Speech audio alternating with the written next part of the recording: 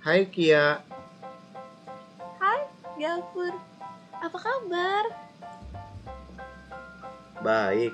Mau ke lantai berapa? Biasa, mau ke tempat SD ke lantai 5. Oke,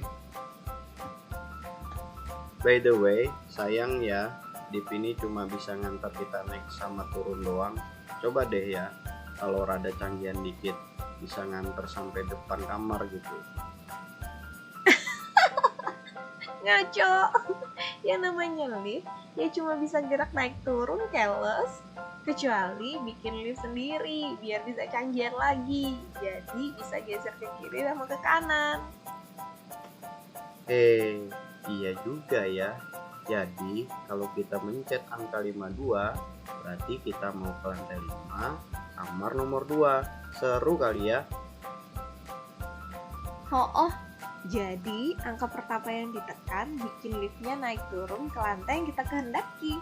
Terus angka selanjutnya bikin liftnya bergeser ke kamar yang dituju. Ya elah, halu. Ngomong-ngomong soal geser-menggeser, jadi ingat materi di sekolah masalah translasi. Yang gimana itu, Pur? Yang ini nih, perhatikan ya. Assalamualaikum warahmatullahi wabarakatuh. Hai Matemania, ketemu lagi dalam video pembelajaran matematika. Dengan matematika, hidup jadi lebih mudah. Oke, kalian sudah memperhatikan kan video animasi barusan? Nah, dari video itu kita tahu ternyata sesuatu yang receh pun punya sisi matematis sendiri. Nah, video itu berkaitan dengan materi kita pada hari ini, yaitu tentang geometri transformasi. Oke, tentang geometri transformasi yang akan kita bahas pada hari ini akan kita fokuskan pada materi translasi atau pergeseran. Dalam kehidupan sehari-hari, sangat banyak contoh translasi yang sering kita temui.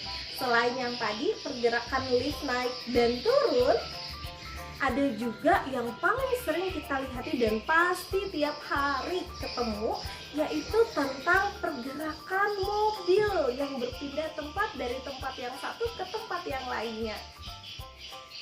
Nah, selain itu juga ada contoh yang lain yang hobinya main catur. Nah, pergerakan anak-anak atau bidak-bidak catur itu juga merupakan salah satu bentuk translasi. Dan masih banyak sekali contoh-contoh translasi lain dalam kehidupan sehari-hari. Oke, kita pelajari ya. Silahkan simak video ini sampai selesai. Translasi atau pergeseran adalah suatu bentuk transformasi yang memindahkan setiap titik atau setiap objek pada jarak tertentu. Nah, sekarang kalian perhatikan ya ilustrasi berikut ini. Pada ilustrasi di samping, kalian perhatikan baik-baik. Apakah bentuk buku tersebut berubah? Benar. Nah, sekarang apakah ukuran buku tersebut berubah? Mantap. Nah, dari situ kita bisa tahu sifat-sifat translasi, yaitu pertama, objek yang mengalami translasi tidak mengalami perubahan bentuk. Yang kedua, objek yang mengalami translasi juga tidak mengalami perubahan ukuran. Pada bidang kartesius, translasi diilustrasikan sebagai berikut. Jika suatu titik P dengan koordinat x, y kita translasikan, maka akan menghasilkan suatu bayangan atau hasil translasi P aksen dengan koordinat baru x aksen, y aksen. Artinya titik P digeser sejauh A pada sumbu x dan B pada sumbu y, sehingga titik P ditranslasikan dengan translasi AB. Jika suatu titik P dengan koordinat 2,1 ditranslasikan dengan translasi 32, maka artinya titik tersebut bergeser 3 langkah ke kanan dan 2 langkah ke atas, sehingga diperolehlah hasil translasinya yaitu 5,3. Nah, jika kita perhatikan ilustrasi tersebut, maka di situ dapat diperoleh bahwa koordinat bayangan itu merupakan penjumlahan dari koordinat awal dengan nilai translasinya.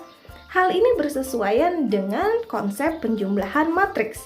Jika kita tuliskan, maka koordinat bayangannya adalah jumlah dari matriks koordinat awal ditambah dengan matriks translasi, sehingga diperolehlah koordinat bayangan 5,3. Untuk matriks translasi, jika suatu titik P dengan koordinat X, Y ditranslasikan dengan translasi AB, maka akan diperoleh bayangannya dengan koordinat baru yaitu X aksen, Y aksen yang dapat kita sajikan dalam bentuk notasi matriks.